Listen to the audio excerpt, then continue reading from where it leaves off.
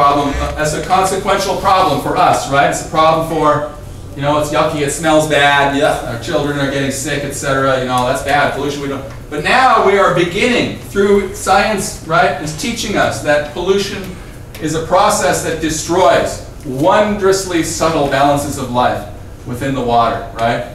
Remember my little Kantian diagram? In the noumenal realm, there are all these wondrously subtle balances of life. And in the physical world too, right? This heightened awareness enlarges our sense of the dangers of pollution, but it also enlarges our empathy because we understand more about the entity being harmed, right? The water and the community that depends on that water. All right?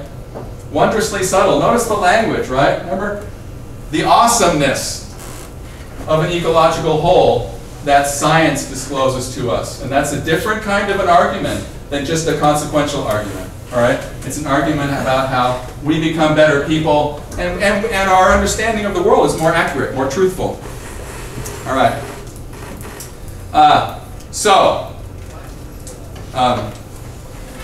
He finally concludes basically with a plea, right, to the court.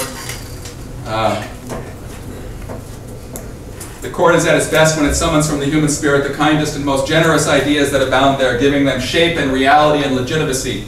In the case of the environment, the court finds itself in a position to award rights in a way that will contribute to a change in popular consciousness. It would be a modest move, to be sure, but one in furtherance of a large goal, the future of the planet as we know it. And then there's a sketch of, it doesn't look that bad, you know, really, does it? But I don't think they show the ski resort, but I think that's just the housing part of their resort. And of course, anyway, they never built it, so we don't know what it really would have been like. But anyway, this is Sierra Club versus Norton, this very famous decision known for its dissenting opinion drafted by Justice William O. Douglas. And this is that dissenting opinion. He agreed with Christopher Stone. He says the critical question of standing would be simplified. Remember what the court concluded was that the Sierra Club didn't even have standing. The court went all the way in the other direction.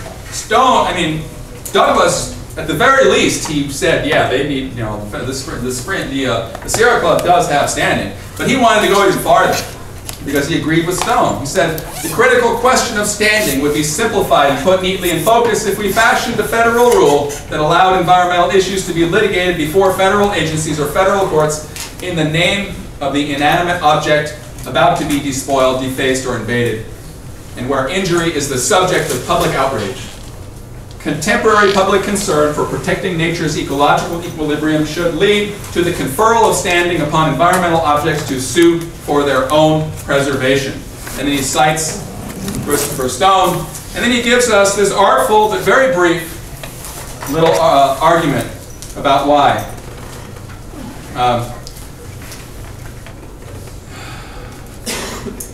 He points out the ordinary corporation is a person, and then he says, so it should be as respects valleys, alpine meadows, rivers, lakes, estuaries, beaches, ridges, groves of trees, swampland, or even air. Even air!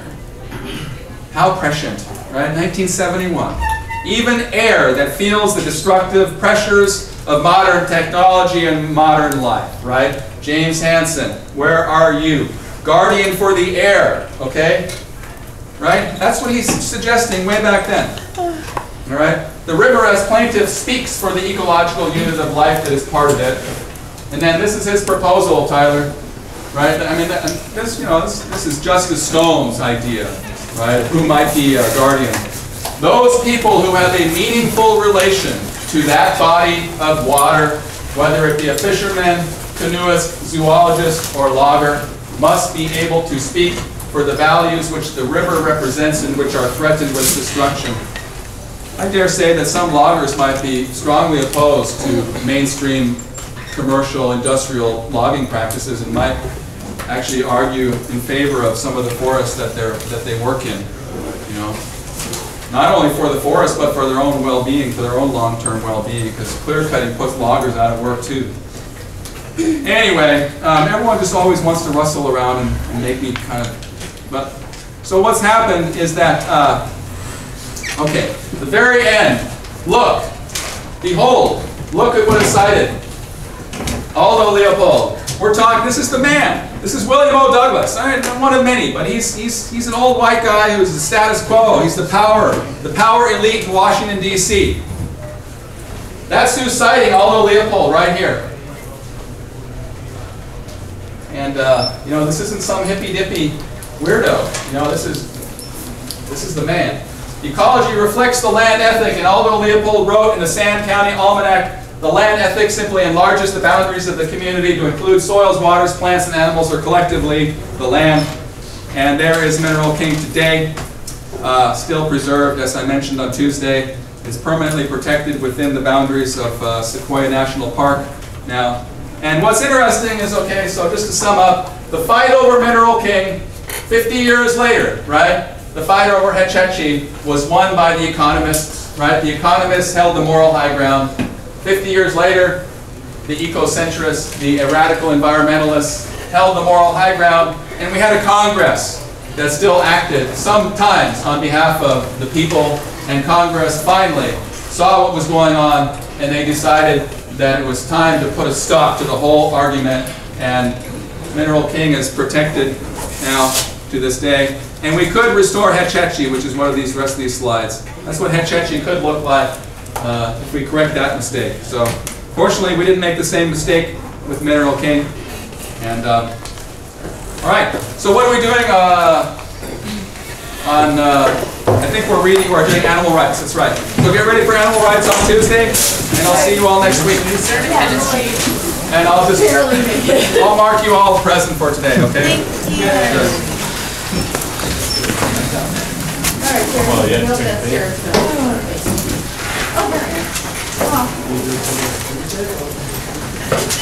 same thing. Thank you once again. Oh, sure. Did it work out okay? Oh, yeah. I got the job. Great information. Wow, that's right on. And your Oh, yeah. I mean, I know you didn't friendly than I even remotely expected. Which one? 13 out of 24 Yeah. slides or everything. But did you ever hand in a Leopold somewhere? No, And did you do a midterm? yeah, I did. I'm going to just turn things into use of paper. Because I had to turn this into twice. Yeah. So I'll just bring something on paper starting next week. You know, I'll try to bring Leopold essay 2 if I can get to it. And what happened to the midterm? I'll send it to you. I mean, I don't know, now I'm It's going weird to take because the other opportunity people emailed and stuff to me also. Yeah. I'm sorry. Yeah, I no, don't maybe know what just happened. technology doesn't like me. I don't know. Well, like I said, I think I mentioned I have to print out in the department office because there's no printer near my office, and it's all the way to floor. It's quite a ways away. So anyway, so I only go there a couple times a week, and maybe I printed it out, and then somebody accidentally grabbed it. I'll just try to print things out just before. Yeah.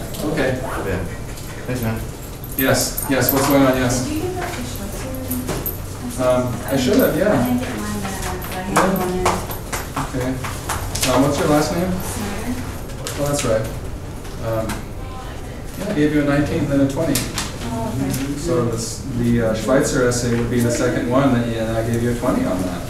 Oh, So- what was the last one that we did? What maybe wasn't Schweitzer? It was before the midterm. The one we just. Well, you got a 19 on that one. Oh. We've only done 3 written assignments, right? We've done a summary of Leopold, a summary of Schweitzer, and then a midterm. And I just got through handing out the midterm. Hey, I did not get my midterm graded. My last name's Olson. I'm the one who put it on your door. Are you Shay? Yes. Oh, and your I just gave you that. paper is right on top too. Yeah, I was wondering about. Because I sent it to you online, and I also gave a hard copy. Okay, now this is bizarre because this is the only Olson I have registered. Yeah, no, I have a preferred name. Okay. Yeah. So, did you get my midterm letter? Oh, okay. No, I didn't. I'm the one who put it. So, I had an email, and you confirmed that you got it. So, no, it's fine. You want me to forward it? That email? I'm sure you get a lot of emails. I don't know.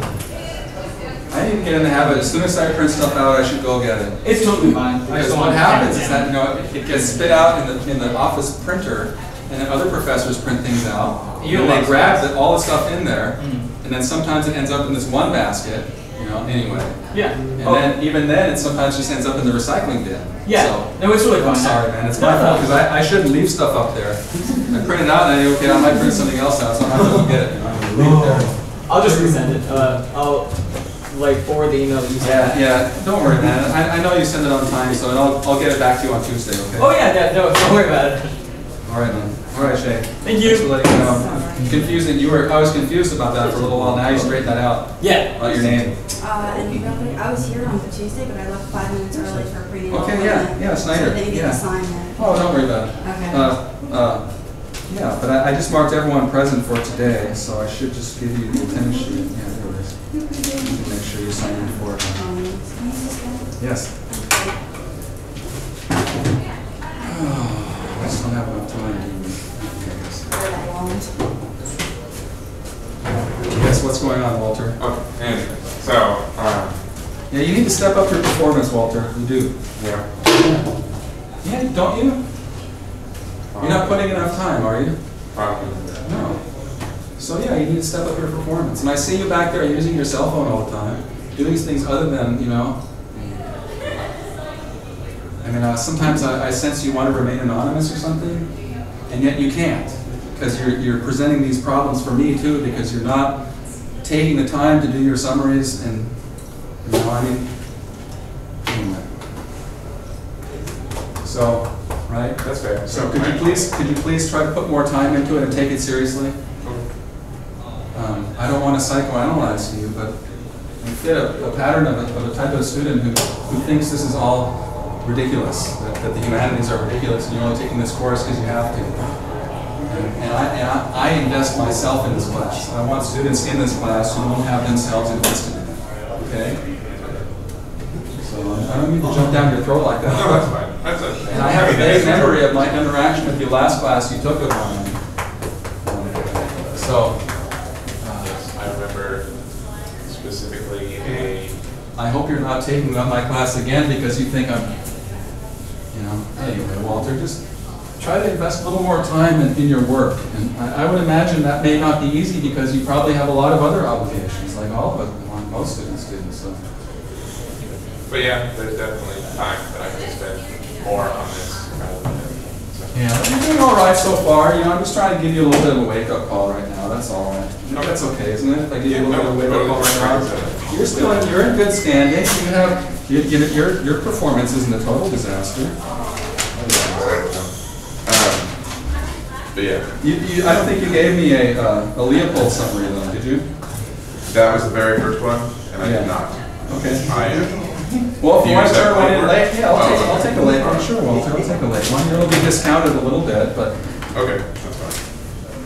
But yeah, the only question I had today was this one. I'm pretty sure I turned this in paper and like a printed version, and that one came back with like a 70%, and then this email version that I got that was in the pile of the midterms is a 50%. So I was just curious. wait a minute now. What are you talking about? On your midterm? No, not Oh, that one. Yeah, I see what you're saying. Yeah. Because I like. I noticed that. Yeah, I noticed that. I almost discarded that one because that was a duplicate. But I did give you. I gave you the 14. Okay, all right. Rather than the 10. Okay. Oh, gosh. I will see you next time. Thank you.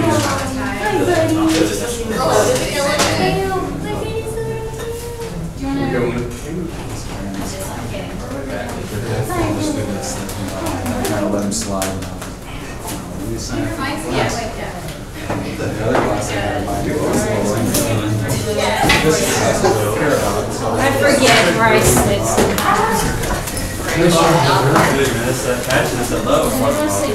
Hey, you used to do the weighted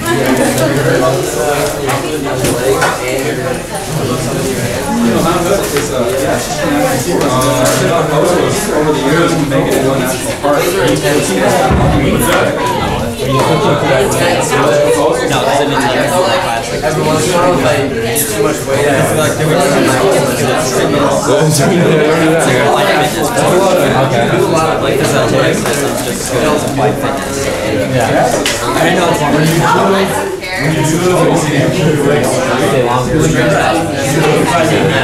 especially when we're like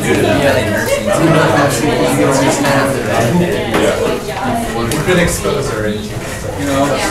Yeah. Yeah, there are all kinds of facts out there that more people knew about that.